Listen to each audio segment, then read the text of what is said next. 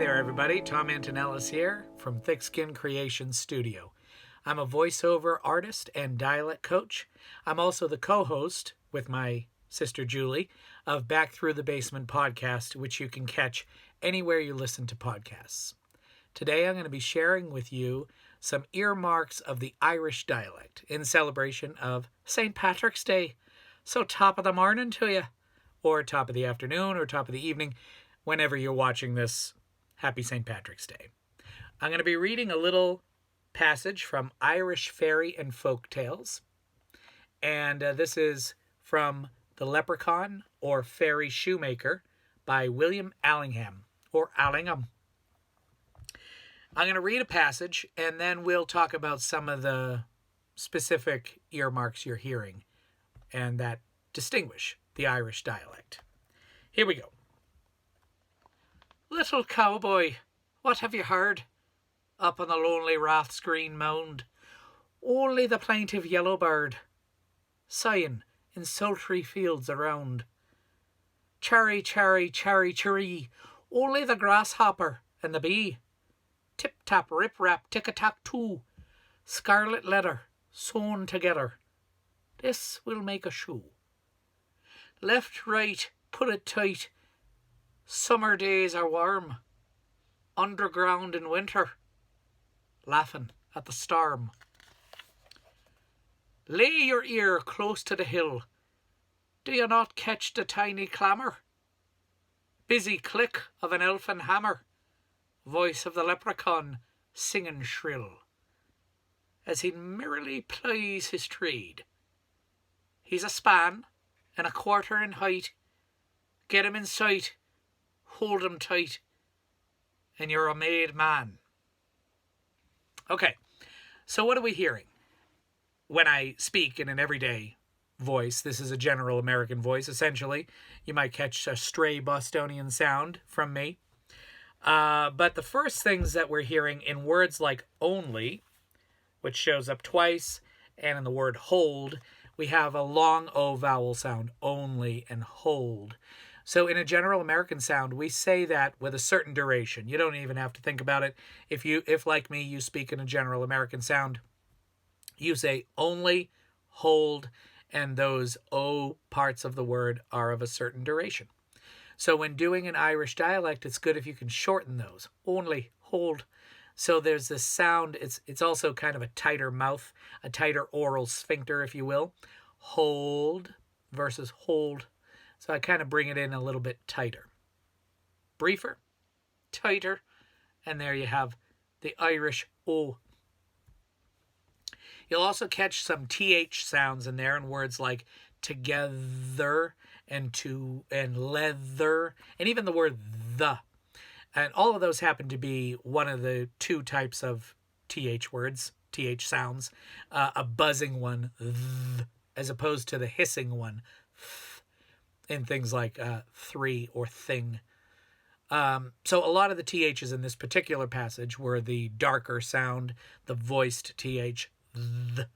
And when an Irish person vocalizes that sound, it comes out more like a D. So general American, leather, together. Irish, letter, together. Duh, instead of the. Less use of the tongue.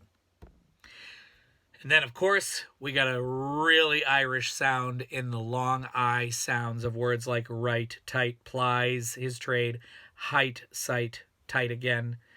That is an extremely Irish sound.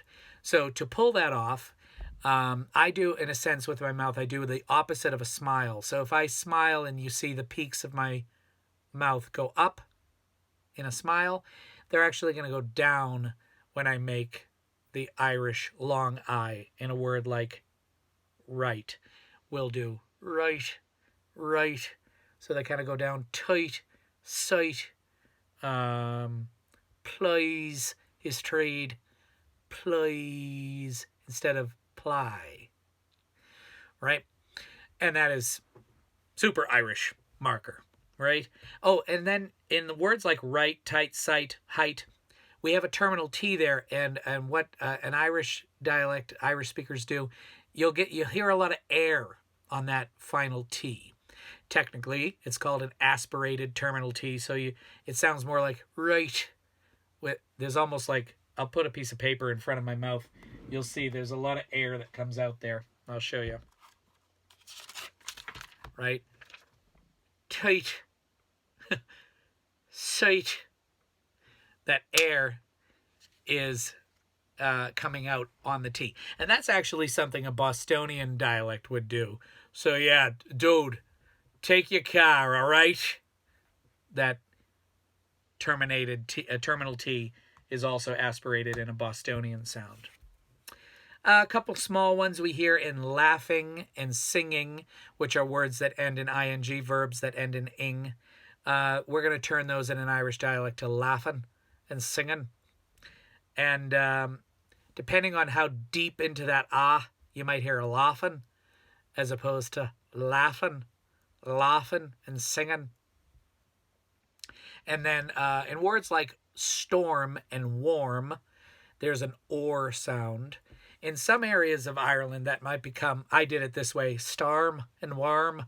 It's heading toward an R sound like in shark.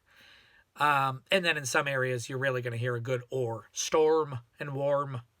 Yes? So there you have it. The long O vowel sound, the TH sound.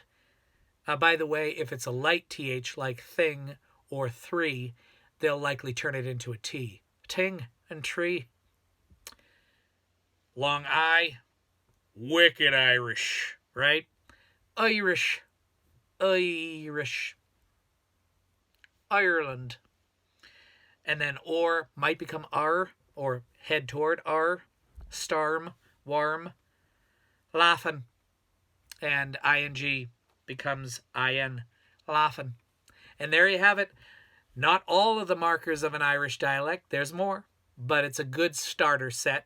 And happy St. Patrick's Day. If you like this video, share it, leave a comment, subscribe. I don't know where the little things are, so I'll just point in every direction. And give me a buzz if you ever looking to incorporate the Irish dialect into your arsenal as a performer. Thanks so much. Take good care, and happy St. Patrick's Day to you. Right?